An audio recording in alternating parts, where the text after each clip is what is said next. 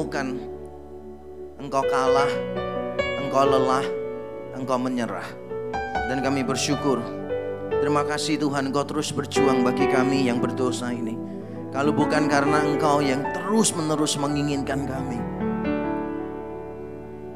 tidak tahu kami ada di mana hari ini.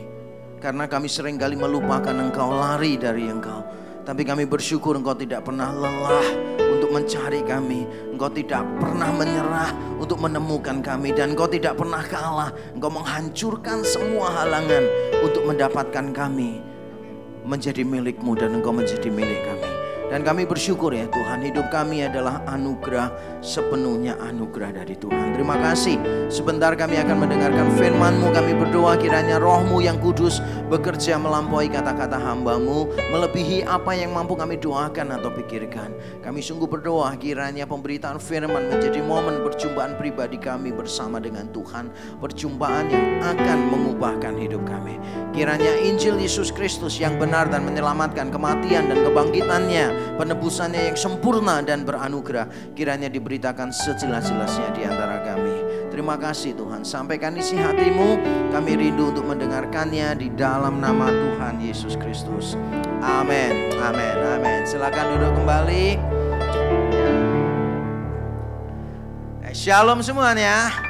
Ya, salam sejahtera dalam kasih Tuhan kita Yesus Kristus. Wah, luar biasa ya, hari ini warnanya cerah semuanya. Luar biasa ya. Oke, bagi yang belum kenal saya, nama saya Yakub Trihandoko. Ya, Yakub Trihandoko, saya adalah gembala senior atau lebih tepatnya lead pastor dari beberapa gereja lokal yang ada di Surabaya maupun di Batam, yang namanya Reform Exodus Community atau disingkatnya REC. Kalau di Surabaya ada 5 cabang, di Batam ada 1, dan saya juga pemimpin dari sebuah pelayanan para church di luar gereja yang bernama Grace Alone Ministry. Grace Alone Ministry atau GRAMI fokusnya pada 4 hal, LEAP, lompatan gitu, leadership, evangelism, apologetics, and preaching. Kepemimpinan, penginjilan, apologetika, dan khotbah. Mungkin bagi kita yang masih asing adalah apologetika. Apa itu apologetika? Jadi apologetika itu adalah pelayanan bagaimana kita memberikan jawaban yang rasional kepada orang lain yang meragukan maupun yang menyerang iman Kristen. Jadi kita ini kan harus tahu what we believe. Setuju? Jadi Kristen itu harus tahu what we believe, dan kita juga harus tahu why we believe what we believe. Kita harus tahu mengapa kita percaya apa yang kita percayai. Tapi tugas kita tidak berhenti sampai di situ. Tugas kita ada lagi, yaitu bagaimana kita memberitahu orang lain apa yang kita yakini. Jadi bukan cuma know what we believe, tetapi juga know why we believe what we believe. Juga know yang terakhir itu adalah know how to tell others what we believe. Nah, nanti kalau ada orang yang keberatan misalnya tanya, memangnya kitab suci yang paling benar cuma Alkitab. Nah, bagaimana cara kita menjelaskan itu? Seperti tadi malam saya memimpin seminar judulnya Jika Hanya Ada Satu Allah, Mengapa Muncul Banyak Agama. Nah, itu pertanyaan-pertanyaan begitu yang menjadi kesukaan saya. Jadi beberapa orang seringkali bergurau mengatakan saya ini suka kesusahan gitu, suka kesulitan gitu. Karena saya memang bergumul dengan pertanyaan-pertanyaan yang rumit-rumit tentang kekristenan, dan itu namanya apologetika. Nah, kurang lebih begitu bagi yang belum kenal saya. Nah, hari ini saya akan memulai khotbah saya dengan sebuah pertanyaan. Nah, pertanyaannya begini, perubahan besar apa yang signifikan yang terjadi pada waktu kita menjadi Kristen?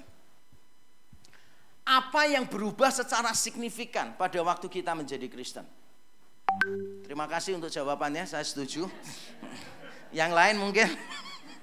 Apa yang berubah secara signifikan pada waktu kita menjadi Kristen? Saya perlu tanya ini. Karena khotbah saya hari ini itu bicara tentang pertobatan yang sejati. Bagaimana kita bisa tahu seseorang itu benar-benar telah bertobat? Ada sebuah perkampungan di kepulauan. Saya baru tahu dari seorang misionaris juga beberapa waktu yang lalu. Kampung itu Kristen semua, tapi tidak ada yang bertobat. Saya tanya, kok bisa Kristen tapi tidak ada yang bertobat? Karena pada waktu G30 SPKI dulu, orang itu ketakutan kalau nggak punya agama, kalau tidak memilih satu agama yang sudah ada, nanti dipikirnya itu komunis. Padahal belum tentu komunis kan, siapa tahu cuma ateis saja gitu kan. Tapi pada zaman itu Bapak Ibu yang sudah cukup tua, umurnya 40 tahun ke atas, pasti mengetahui masa-masa periode itu sangat mencekam sekali. Kalau kita dengar dari orang tua kita ya waktu itu, bahwa kalau ada orang nggak punya agama, itu dianggap komunis, nanti bisa tiba-tiba mati begitu kan. Tiba-tiba hilang itu, nggak ditemukan jasadnya. Nah di pedalaman itu akhirnya mereka itu kumpul. Lalu mereka tuh musyawarah. Kita ini harus ngambil satu agama nih. Agamanya apa? Lalu mereka putuskan gini aja deh. Yang memperbolehkan makan babi apa? Kristen. Ya udah kita Kristen aja katanya gitu. Ngerti maksudnya? Karena kalau Buddha nggak makan kan. Kalau Buddha nggak boleh makan semua daging kan begitu. Kalau Islam kan daging babi dianggapnya haram gitu kan. Terus mereka pikir yang boleh makan babi apa nih? Kristen. Ya udah kita Kristen semua aja gitu. Apa alasan saudara menjadi Kristen? Ini pertanyaan penting. Mengapa saudara pada waktu itu menjadi Kristen? Apa sih pertobatan yang sesungguhnya yang kita bisa temukan dalam diri orang lain? Dan mari sekarang kita membaca Filipi pasal yang ketiga. Filipi pasal yang ketiga ayat 7 sampai yang ke-11. Kita membaca bersama-sama Filipi pasal yang ketiga ayat 7 sampai yang ke-11. Kalau sudah menemukan mari kita membaca 1, 2, 3. Tetapi apa yang dahulu merupakan keuntungan bagiku, sekarang kuanggap rugi karena Kristus. Malahan segala sesuatu kuanggap rugi karena pengenalan akan Kristus Yesus Tuhanku lebih mulia daripada semuanya. Oleh karena dialah aku telah melepaskan semuanya itu dan menganggapnya sampah, supaya aku memperoleh Kristus dan berada dalam Dia, bukan dengan kebenaranku sendiri karena menaati hukum Taurat, melainkan dengan kebenaran karena kepercayaan kepada Kristus, yaitu kebenaran yang Allah anugerahkan berdasarkan kepercayaan. Ayat 10, yang ku kehendaki ialah mengenal Dia dan kuasa kebangkitannya dan persekutuan dalam penderitaannya, di mana aku menjadi serupa dengan Dia dalam kematiannya, supaya aku akhirnya beroleh kebangkitan dari antara orang mati. Amin. Amin. Di sini Paulus sedang memberitahu jemaat Filipi yang menghadapi sebuah persoalan yang sangat penting, yaitu ada ajaran-ajaran sesat. Ajaran-ajaran sesat ini adalah dari orang-orang Yahudi. Jadi kan jemaat Filipi itu sebagian dulu adalah orang-orang Yahudi. Ingat pada waktu Paulus pertama kali memberitakan Injil di provinsi Makedonia, di Kisah Rasul 16. Nanti pulang baca Alkitabnya ya. Di Kisah Rasul 16 Paulus pergi ke provinsi Makedonia. Pertama kali yang dia kunjungi adalah kota Filipi. Dan pada waktu dia pertama kali mengunjungi kota Filipi, yang dikunjungi oleh Paulus adalah rumah ibadat Yahudi, yaitu sinagoge. Dan Paulus juga diterima dengan baik di sana. Sebagian jemaat Filipi itu adalah orang-orang Yahudi. Setelah mereka bertumbuh di dalam Tuhan, lalu muncul masalah. Orang-orang Yahudi lain yang tidak Kristen yang ada di kota Filipi berusaha untuk memprovokasi jemaat ini. Berusaha untuk mengatakan begini, kamu itu ya umat pilihan itu adalah kita orang Yahudi. Dan kita orang Yahudi harus bersunat, harus menaati Taurat supaya kita selamat. Jadi kita harus bersunat, menaati Taurat supaya kita selamat. Jadi mereka tuh menganggap dirinya kita ini lebih murni umat pilihan daripada kamu. Nah, Paulus lalu menulis Filipi pasal yang ketiga tadi. Paulus mengatakan hati-hati, itu adalah penyunat-penyunat yang palsu. Lalu Paulus menceritakannya luar biasa. Kurang lebihnya begini. Kalau memang benar manusia itu bisa selamat gara-gara bersunat dan gara-gara melakukan Taurat, Paulus bilang, maka aku orang pertama yang akan selamat. Kenapa? Karena di ayat 4 sampai ayat yang ke-6 Paulus cerita siapa dia dulu. Dia mengatakan begini, aku ini dari keturunan Benyamin. Wah, keturunan Benyamin itu pasti lucu orangnya. Bukan ya, itu Benyamin pelawak ya. Lain ya.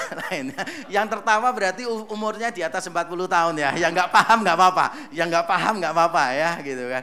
Oke.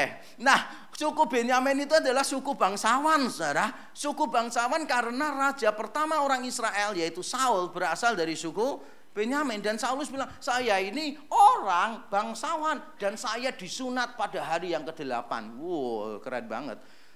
Bayi itu kalau lahir ya, hari ke-8-nya langsung disunat, saudara. Langsung disunat, nggak perlu izin. Pokoknya kalau laki langsung disunat. Dan Paulus bilang, aku disunat hari ke-8. Terus dia bilang begini, kalau masalah menaati hukum Taurat, aku orang Farisi. Orang Farisi itu ya, fanatiknya luar biasa. Misalnya nih, hukum Taurat cuma ngomong, jangan hormatilah hari Sabat. Itu kan cuma 2 hal. Jangan kerja, beribadah. Orang Farisi itu menjabarkan jadi 40 poin. Nanti kalau misalnya tentang makanan halal, itu kalau di Alkitab itu sederhana banget. Makanan halal adalah dagingnya. Daging ini jangan dimakan. Orang Farisi bisa punya puluhan aturan untuk menjelaskan hal itu. Wah, fanatik banget. Saudara pernah nggak berada dalam sebuah kekristenan yang sangat fanatik sekali? Kalau saya dulu juga begitu, saudara. Baca koran aja nggak boleh. Saya waktu baca koran ketahuan, wah, dimarahin sama dosen saya. Koran itu isinya apa? Berita-berita. Berita-berita apa? Berita-berita di dunia, Pak. Iya, kamu akan jadi duniawi kalau banyak baca koran. Baca Alkitab saja gitu. Makanya orang-orang itu rohani. Tapi kalau ditanya presiden kita sekarang siapa? Jawabnya tetap Soekarno terus. Karena memang dia nggak ngikuti perkembangan zaman. Membaca koran aja keliru gitu kan. Nah tapi bagaimana tidak? Karena di beberapa sekolah tinggi teologi nonton bioskop aja nggak boleh. Gak boleh nonton bioskop. Makanya kalau di STT saya sama Dius mau nonton, ayo barengan sama dosen gitu kan. Kenapa? Ya karena nanti mereka di pelayanan ketemu anak-anak muda. Anak-anak muda kan nontonnya bukan wayang kulit. Benar ya? Anak-anak muda nontonnya adalah bioskop. Dan anak-anak muda kalau punya pertanyaan tentang film, tanyanya kepada siapa? Ya kepada mereka, hamba-hamba Tuhan ini. Ada beberapa kekristenan itu yang menurut saya dulu itu nggak perlu, tapi ya karena mereka tuh sangat menekankan gitu, wah saya bisa paham. Maksudnya baik, saudara, maksudnya baik, tapi aturannya menjadi terlalu banyak. Saya dulu sekolah, itu pertama kali 1 tahun pertama saya sekolah, dipisah percaya laki sama perempuan.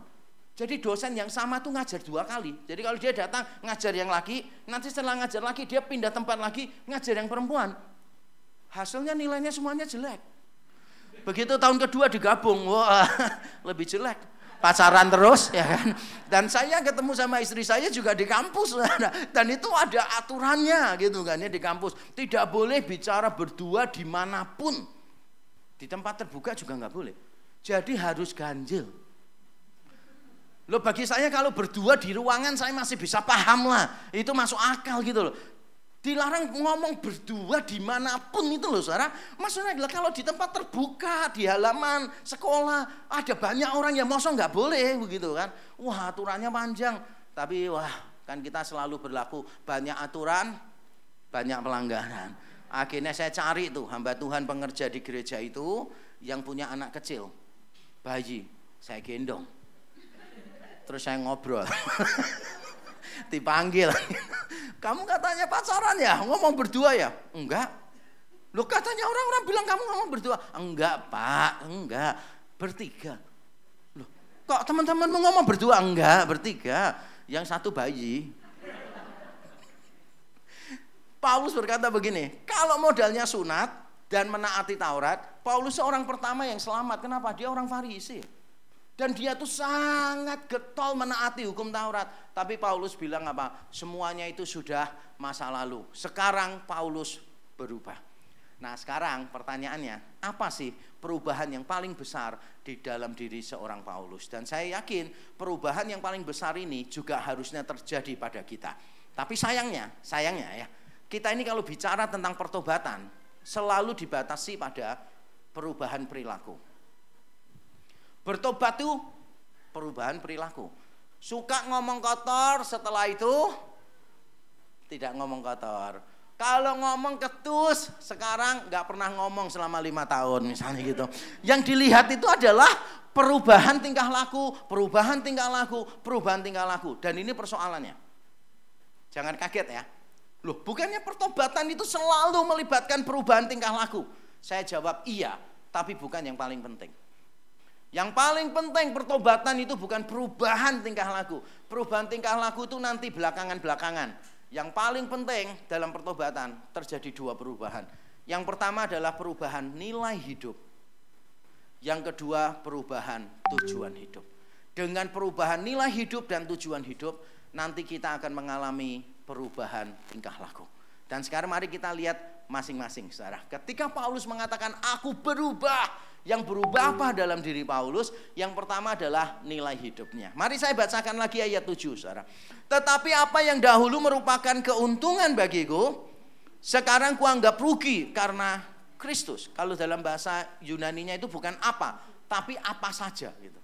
Jadi terjemahannya begini, ayat 7. Tetapi apa saja yang dahulu merupakan keuntungan bagiku, sekarang kuanggap rugi karena Kristus. Malahan segala sesuatu kuanggap rugi karena pengenalan akan Kristus Yesus Tuhanku. Perhatikan tuh, lebih mulia daripada semuanya. Oleh Dialah aku telah melepaskan semuanya itu. Kalau dalam bahasa Yunani, oleh karena Dialah aku kehilangan semuanya itu dan menganggapnya sampah, supaya aku memperoleh Kristus dan berada dalam Dia, bukan dengan kebenaranku sendiri karena menaati hukum Taurat, melainkan dengan kebenaran karena kepercayaan kepada Kristus, yaitu kebenaran yang Allah anugerahkan berdasarkan kepercayaan. Saudara, perubahan besar yang pertama di dalam hidup kita harusnya adalah perubahan dari sisi nilai-nilai hidup kita. Ketika kita melihat sesuatu dulu, dengan sekarang kita melihat sesuatu yang sama, harusnya penilaian kita beda. Paulus tadi mengatakan begini, apa yang dahulu kuanggap keuntungan, sekarang kuanggap kerugian. Apa yang dulu kuanggap sebagai kebanggaan, sekarang kuanggap sampah. Perubahan nilai hidup. Kalau sampai saudara tidak mengalami perubahan nilai hidup, maka pertobatannya perlu dipertanyakan lagi. Saya tidak meragukan. Mungkin saudara bertobat, tapi mungkin pertobatannya perlu dikaji ulang. Apakah saudara sudah sepenuhnya bertobat atau tidak? Perubahan nilai hidup. Contohnya ya, saya kasih tahu. Paulus itu dulu menganggap bahwa kalau jadi orang Yahudi dari suku Benyamin, wah itu berarti bangga banget, itu kebanggaan. Sekarang dia anggap sampah. Dia menganggap dulu kalau dia orang Farisi, dihormati, kelihatan saleh, itu berharga. Sekarang dianggap sampah. Sekarang pertanyaan saya begini, patokannya apa? Sesuatu itu sampah atau kebanggaan? Sesuatu itu kerugian atau keuntungan? Patokannya apa? Kalau kita baca dengan baik ayat 7 tadi sampai ayat 9, kita tahu satu kata yang selalu muncul, yaitu mengenal Kristus, pengenalan Kristus, memperoleh Kristus. Jadi pengenalan kepada Kristus itu lebih mulia daripada semuanya itu. Nah, karena ini lebih mulia, maka kita sekarang menganggap semuanya itu menjadi sampah. Tapi sayangnya, jujur, banyak orang Kristen pada waktu bertobat, nilai hidupnya tidak berubah. Saya ambil satu contoh ya. Dulu mata duitan, sekarang lebih mata duitan. Luar biasa ya. Saya bisa paham kenapa dulu mata duitan, sekarang lebih mata duitan. Karena pada waktu jadi Kristen, pendeta-pendetanya ngomongnya gini, saudara ikut Yesus kaya raya, amin, amin. Saudara kasih persembahan dibalas 10 kali lipat, 100 kali lipat, haleluya, amin. Ini pikirannya itu dengerin firman, tapi di sininya kata yang muncul itu bukan JESUS, saudara, CUAN, cuan terus gitu. Pikirannya itu selalu cuan terus gitu. Nah sekarang orang dulu mata duitan, sekarang pergi ke gereja, di gereja ditawari makmur, kaya raya, jemaah ripah roh jinawi, jaya. Terus bagaimana kita tidak menjadi semakin duniawi? Terus yang berbeda apanya dong? Bahkan ada orang Kristen yang santai jawab gini, saya ini bersyukur loh setelah saya jadi orang Kristen, ada satu yang berubah luar biasa dalam hidup saya. Apa? Saya tambah kaya. Oke. Makanya di mana-mana termasuk di sini saya pernah mengatakan ya, banyak orang Kristen tiap minggu ke gereja, pikirannya tetap Gunung Kawi. Ya. Badannya di gereja, mentalitasnya Gunung Kawi. Yaitu bagaimana supaya kalau ke gereja tambah kaya, memberi berlipat kali ganda, mendapatkan kembali. Loh ini semua, ini transaksi. Saudara mau melakukan transaksi atau relasi sama Tuhan? Kalau mau transaksi, langsung bangkrut kita di awal. Yesus bawa salibnya dan bertanya, wani piro? Nggak bisa bayar kita, sungguhan. Tuhan tidak sedang melakukan transaksi dengan kita. Tuhan sedang membangun relasi dengan kita. Amin. Maka mentalitas kita tuh jangan mentalitas yang transaksional gitu. Mau begini hasilnya apa, mau begini hasilnya apa. Saudara, banyak orang kelihatannya jadi Kristen, nilai hidupnya nggak berubah. Kelihatannya jadi hamba Tuhan, nilai hidupnya nggak berubah. Nah, daripada ngomongin orang lain, saya ngomongin diri sendiri aja ya. Saya dulu bertobat. Wah, waktu SMP kelas 2 saya bertobat gitu kan. Saya sudah mulai kurang nakal. Mulai berangsur-angsur kurang nakal. Waktu di sekolah Alkitab, wah, saya ketemu istri saya, ketemu teman-teman saya. Teman-teman saya itu sekolah Alkitab ngomong, saya tuh nakalnya setengah mati. Padahal kalau saya bandingkan dengan dulu saya pertama kali bertobat, saya tuh sudah jauh lebih baik. Bahkan waktu saya sekolah Alkitab, liburan, papa saya almarhum itu ngomong apa? Yakub, sini, papa mau ngomong sama kamu. Kamu sekarang sudah seperti malaikat. Wow. Karena dulu nakal banget. Di sekolah Alkitab itu saya paling nakal, tapi tetap paling lumayan dibandingkan saya dulu gitu kan. Nah, saya dulu itu dari keluarga broken home. Saya tinggal bersama mama kandung dan ibu tiri saya. Saya main bersama adik-adik tiri saya. Dan papa saya itu pengangguran, gak punya duit. Dan lebih pintar lagi, papa saya itu penjudi. Tiap malam judi dan gak pernah menang rasanya. Karena terlilit utang di mana-mana, dan saya selalu jadi orang yang disuruh papa, kamu pergi ke sana cari utang, ke sini cari utang. Nanti kalau ada orang yang nggak mau kasih utang, saya laporin ke papa, nggak dikasih utang, saya sama papa datangi orang itu, orangnya dipukulin sama papa gitu. Jadi tinggal mau kasih utang atau mau berdarah-darah gitu aja sama papa saya, simpel gitu saudara. Papa saya penjudi, papa saya masuk penjara itu keluar masuk berkali-kali. Salah satunya karena bunuh orang gitu loh. Makanya jangan main-main sama anaknya. Saya ini terkenal, disebutnya kami semua, bukan cuma saya, anak-anaknya disebut anak bajingan. Wong kere, anak bajingan. Nah, ada beberapa orang yang mungkin ketika mengalami situasi seperti itu memilih untuk merusak dirinya. Jadi nakal apa segala macam begitu. Saya enggak. Karena saya lihat orang-orang di sekeliling saya itu gagal semua hidupnya. Saya jadi orang yang berprestasi. Wah, di sekolah saya selalu ranking 1 terus. Makanya saya selalu cari sekolah yang kurang bagus. Bukan ya, sekolah saya ranking lah. Sekolah saya itu dulu 3 besar saudara di Semarang dulu. Waktu ada saya itu 3 besar saudara. Setelah saya tinggal langsung nomor 1 dia. Bukan ya. Jadi saya tidak merusak diri. Tapi saya jadi orang yang memelihara berhala. Berhala saya apa? Berhala saya itu pengakuan. Karena saya sering dihina oleh orang, maka saya tidak boleh dihina lagi. Saya memang tidak marah, tapi saya terluka. Dan saya tidak menunjukkan luka itu dengan cara, wah menjual narkoba lah, jadi apa semua gitu. Enggak, saya enggak melakukan itu. Karena saya tahu saya enggak mau masuk penjara seperti papa saya. Tapi saya tetap berprestasi. Nah, persoalannya adalah begini. Saya tuh selalu ingin berhasil. Apapun yang saya lakukan, saya berhasil. Maka beberapa kata dalam hidup saya, dulu saya coret. Misalnya kata kalah, kata nyerah, kata takut, kata gagal. Itu semua saya coret. Saya tidak boleh gagal, tidak boleh kalah, tidak boleh takut. Saya harus bisa, harus mampu. Kenapa? Karena saya tidak mau dihina orang lagi. Nah, kelihatannya kan positif ya. Ketika saya melayani Tuhan, saya itu berdoa terus, Tuhan berkatilah pelayanan saya. Ketika saya melayani, saya berkorban apa saja, melayani apapun saya lakukan. Supaya apa? Supaya pelayanannya berhasil. Tapi apakah itu untuk Tuhan? Bukan. Untuk saya. Karena kalau gagal, saya dihina orang. Kalau saya dihina orang, saya sakit. Masa lalu saya muncul lagi. Sepanjang hidup saya bertobat, ternyata saya tidak menyadari nilai-nilai hidup saya tidak banyak berubah. Yang berubah cuma perilaku saya.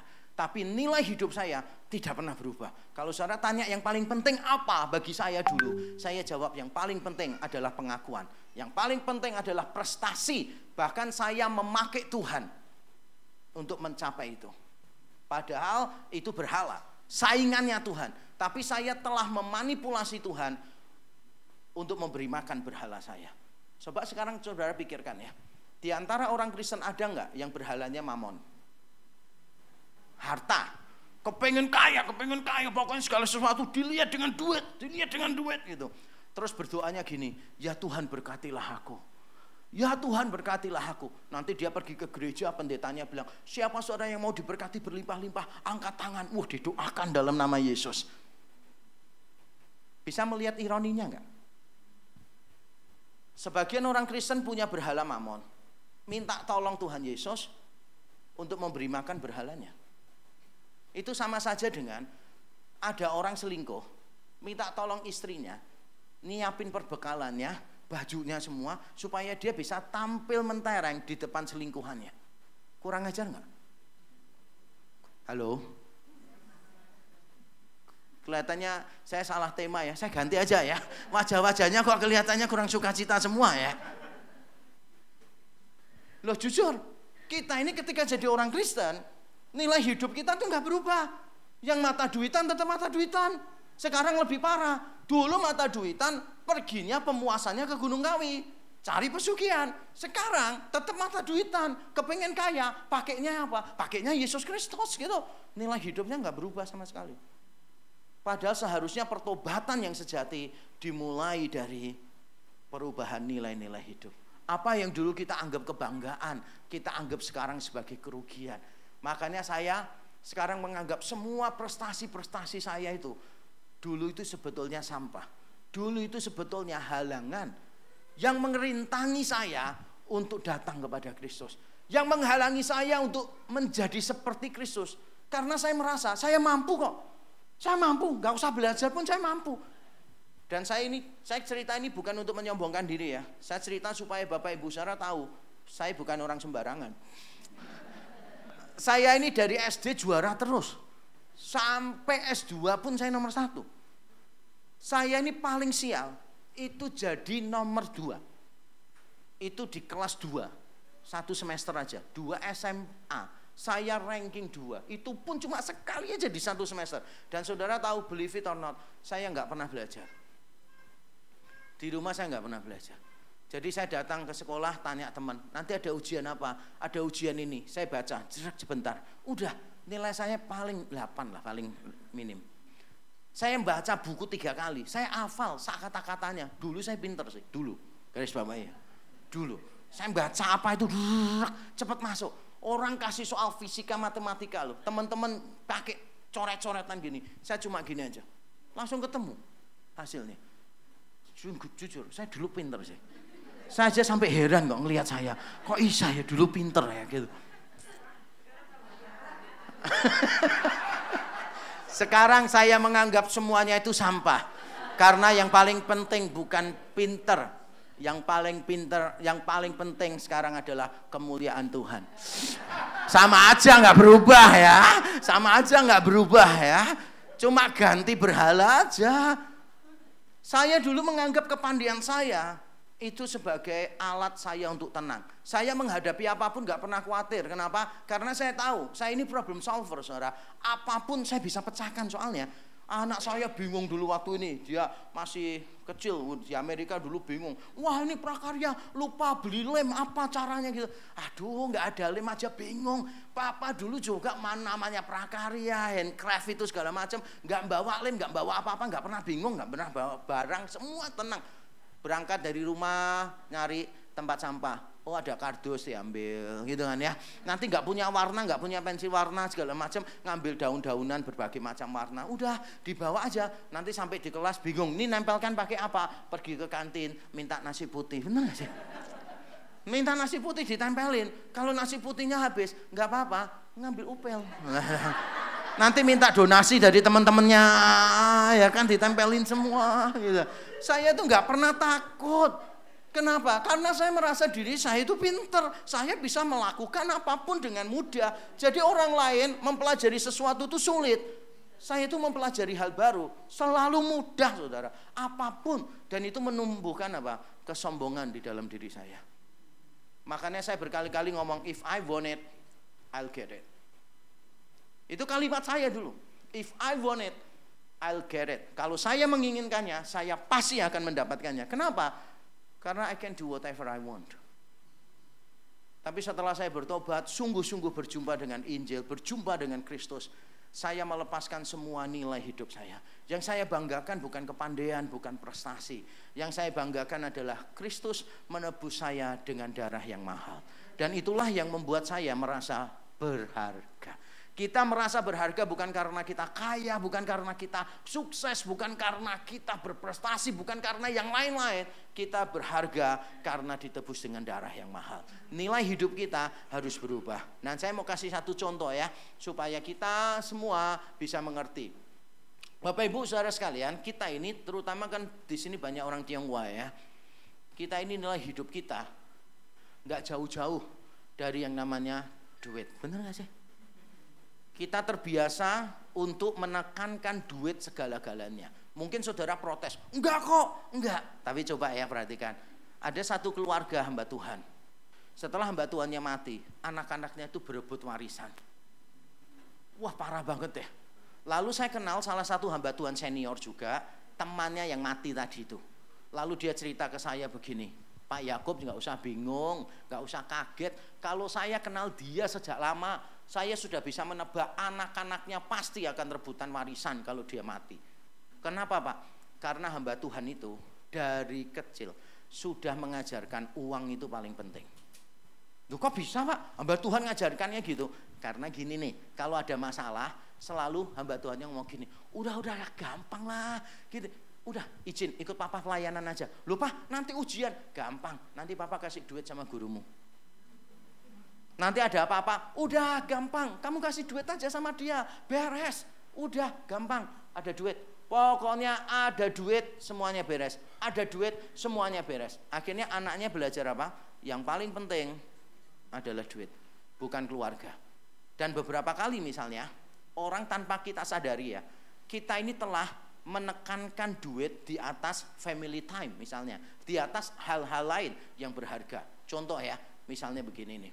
Nanti pada saat ada momen mau memberikan hadiah, mengungkapkan cinta kepada orang yang kita kasihi. Lalu saudara ngomong gini, ngapain sih beli bunga kayak begini? Habis-habiskan duit ya. Lebih baik duitnya dipakai untuk ini, dipakai untuk ini, dipakai untuk ini. Akhirnya anak-anak belajar apa? Mengungkapkan kasih sayang itu nggak penting. Yang penting adalah duit. Semuanya diukur pakai duit. Lo jangan mau, ya kamu rugi lah. Bocuan itu, nolong orang terus kamu rugi buat apa? Lo ngajarkan kepada anak kita. Kalau kita melakukan sesuatu, malah kita rugi, ya mending nggak usah melakukan. Walaupun itu baik, menolong orang. Tanpa kita sadari, kita telah mengajarkan hal yang keliru kepada anak-anak kita. Saya sejak kecil mengajarkan kepada anak-anak saya, yang paling penting itu adalah impact, bukan income. Tapi income penting.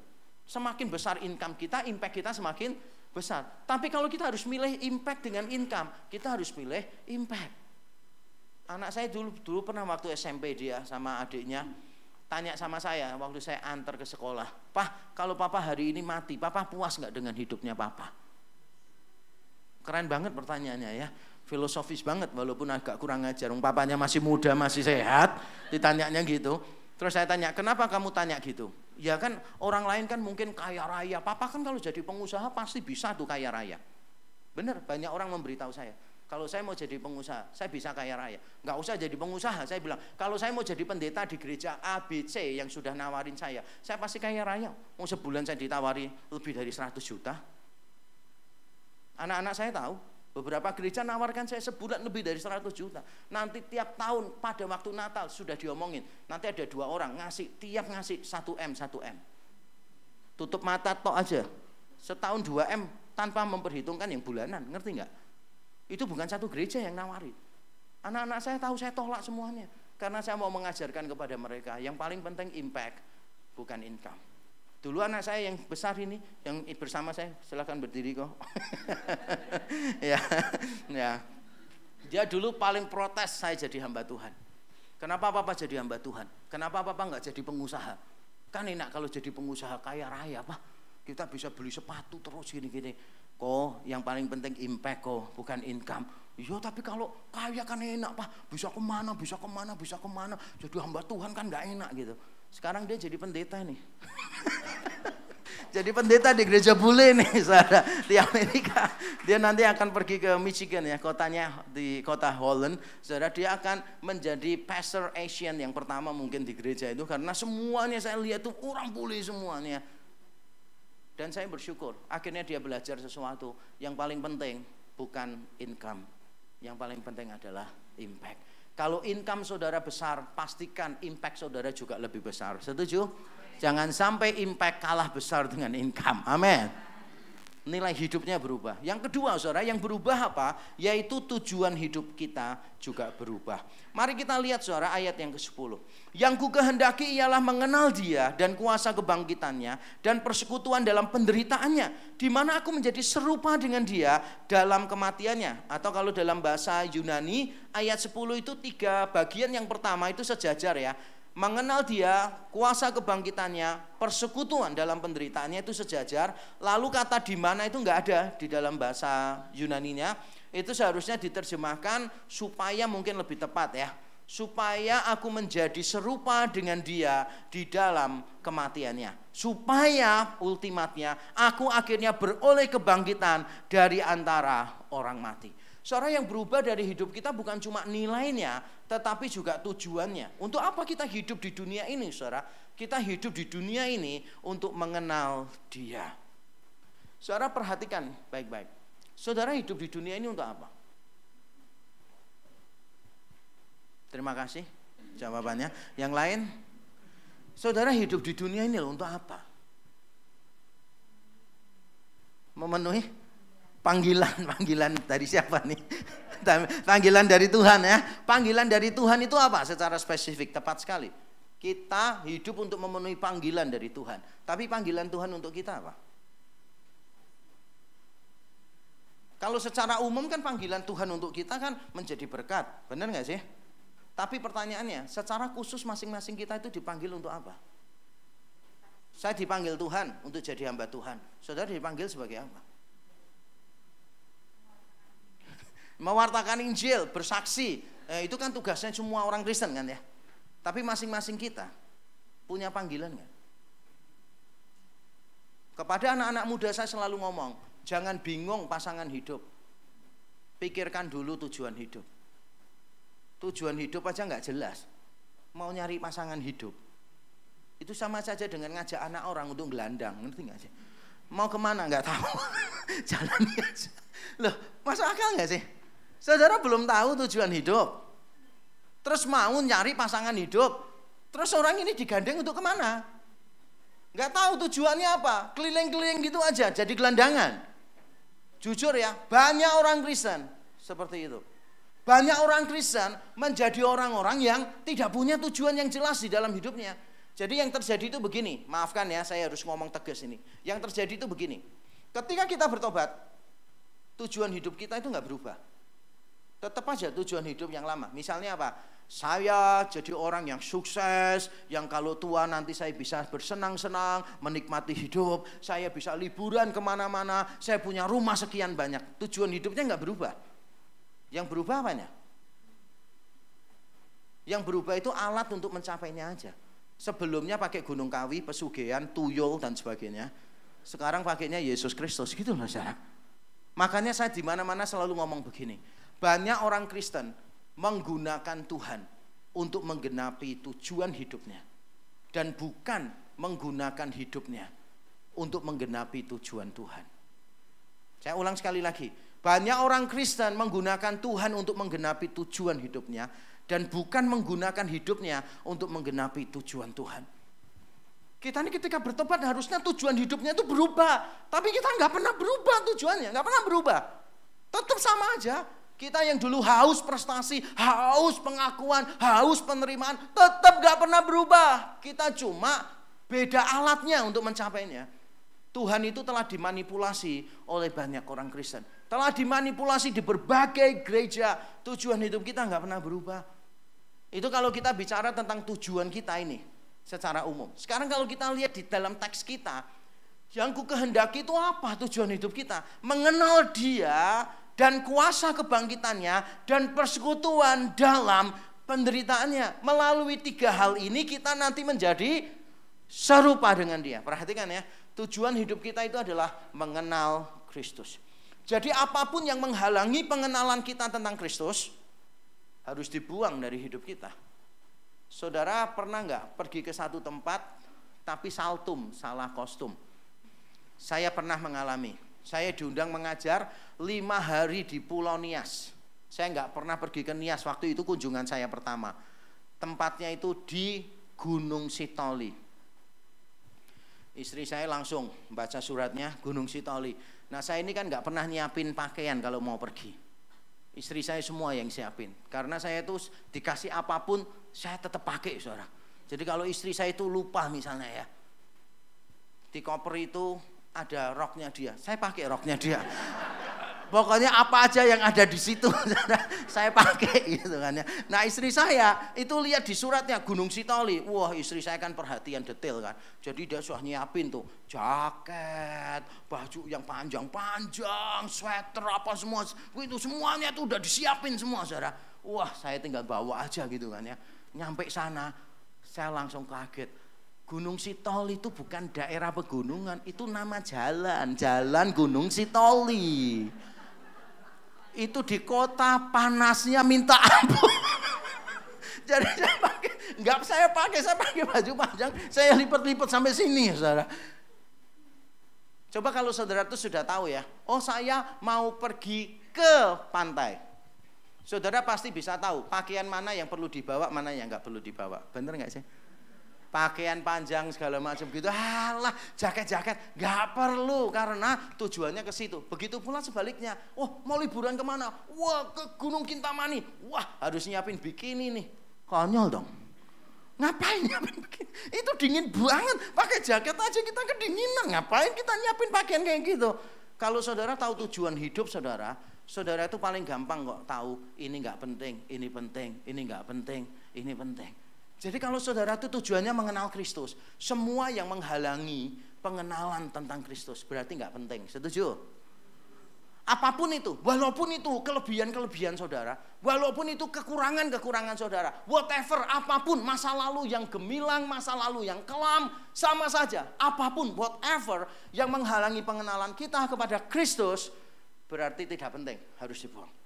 Kalau saudara semakin mengenal Kristus, berarti mengenalnya lewat kuasa kebangkitannya. Wah, orang Kristen paling seneng tuh. Tapi jangan lupa dong, kuasa kebangkitannya dan persekutuan dengan penderitaannya. Orang Kristen itu maunya merasakan kuasa kebangkitan terus, nggak sadar kebangkitan itu terjadi setelah kematian, setelah penyaliban, ngerti nggak?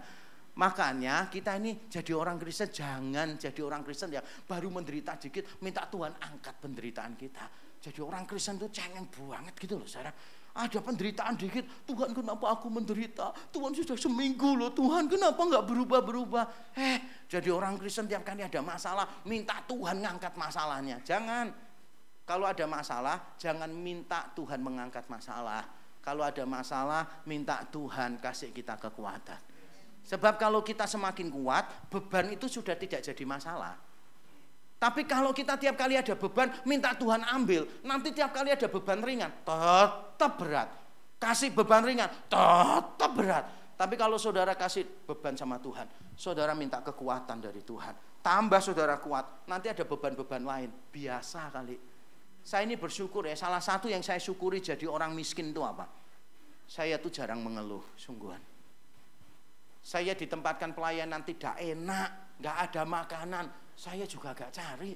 Susah kayak apapun saya juga gak ngeluh. Kenapa? Karena saya dulu pernah lebih susah dari itu. Pak Joseph Tong itu pernah ngomong kepada saya gini, satu hal yang selalu kamu harus bisa syukuri. Apa Pak Tong? Keadaanmu gak mungkin lebih buruk dari sekarang.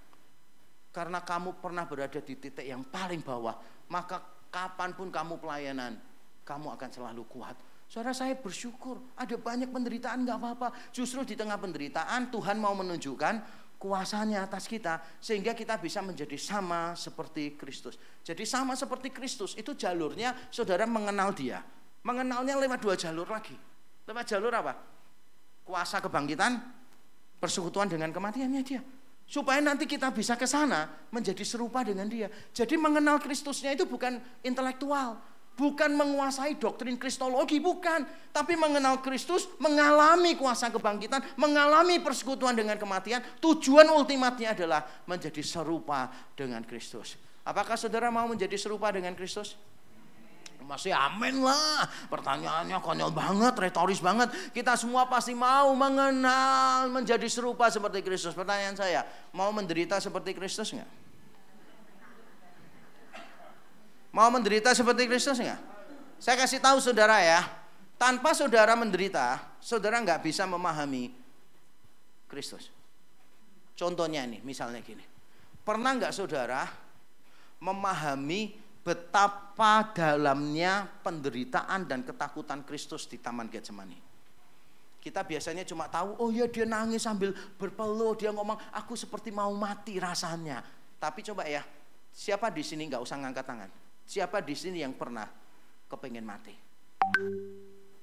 Hidup merasa nggak ada artinya apa-apa, semua orang meninggalkan saudara, dan saudara rasa kepengen mati.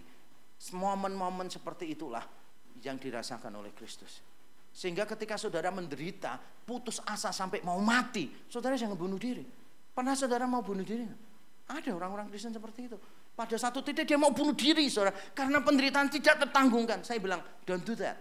Ketika saudara mau bunuh diri, putus asa, lihat kepada Kristus. Karena Kristus pernah mengalami perasaan itu juga dalam dirinya. Saudara pernah dipermalukan di depan umum. Mungkin pertemuan keluarga besar kita dihina. Saya berapa kali mendengar suami istri itu bertengkar. Ada satu istri yang berkata, saya ini dipermalukan Pak. Sejak menikah kalau tiap kali ada keluarga besar, ini disapa, ini diperkenalkan. Saya nggak pernah diperkenalkan. Saya pernah kenal ada seorang saudara. Itu dia itu dengan saudara-saudaranya. Kalau mamanya memperkenalkan ke orang-orang, dia nggak pernah diperkenalkan walaupun ada di situ. Wow. Dia cerita penolakan yang dia alami itu begitu rupa, saudara. Sampai kalau misalnya anak, ini mamanya, papanya, saudara. Anaknya lengkap loh, saudara.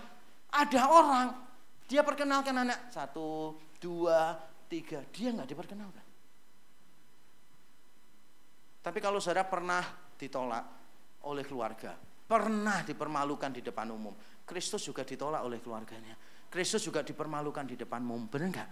Sehingga saudara semakin mengenal Kristus tuh, semakin mengalami persekutuan dengan penderitaannya. Makanya tiap kali saudara menderita jangan buru-buru minta Tuhan angkat penderitaannya. Tiap kali menderita coba mikir gini, Kristus ini pernah menderita ini ya? Pernah. Saudara pernah dilecehkan secara seksual? Pernah mengalami kehancuran secara seksual? Kristus disalib itu tanpa benang sehelai pun loh saudara. Dia dipermalukan di depan semua orang. Sebesar itu pula rasa malu yang Tuhan ambil untuk mendapatkan saudara dan saya. Saudara pernah ditinggalkan orang-orang yang dulu saudara tolong? Saudara pernah paling butuh teman, malah teman gak ada? Kristus juga mengalami di Taman Getsemani, ditinggalkan semua muridnya, benar? Saudara pernah kecewa karena saudara mengandalkan satu orang ini, ternyata dia malah mengkhianati saudara. Yudas dipercayakan uang, malah cari uang untuk menjual Yesus. Petrus yang paling dibanggakan jadi pemimpin, malah menyangkali Tuhan. Dengan semua penderitaan yang kita alami, kita ini sedang dalam proses menjadi serupa dengan Kristus. Dan jangan mengeluh, amin. Jangan mengeluh, jangan mengeluh. Ini adalah perjalanan yang harus kita lalui. Dan saya ingin mengingatkan kita kembali 2 tanda pertobatan sejati. Pertama, perubahan apa? Nilai hidup. Yang kedua adalah perubahan tujuan hidup. Dan saya akan tutup dengan sebuah cerita dari Alkitab. Saudara kenal Sakeus? Sakeus itu pemungut cukai. Sebagai pemungut cukai dia dibenci banyak orang. Tapi mengapa dia tetap mau jadi pemungut cukai? Karena duitnya banyak. Karena duitnya banyak. Jadi dia merasa duit itu lebih penting daripada penerimaan orang. Dia nggak peduli dibenci semua orang. Yang penting dia punya duit. Tapi pada waktu dia berjumpa dengan Kristus, Yesus tidak pernah memerintahkan dia apapun. Tapi dia berdiri dan ngomong apa? Setengah dari milikku akan kubagikan kepada orang miskin. Kalau ada orang yang kutipu, kubalas 4 kali lipat. Perubahan hidupnya berkaitan dengan duit. Dengan kata lain, ketika Sakeus bertobat, dia juga melepaskan apa yang paling berharga dalam hidupnya. Yang paling berharga bukan lagi harta, tetapi Kristus Kristus adalah harta satu-satunya. Pertanyaan saya, apa yang selama ini berharga bagi saudara selain Kristus? Harus kita sampahkan supaya kita bisa melihat keberhargaan Kristus dengan lebih jelas. Mari kita tunduk kepala, kita berdoa.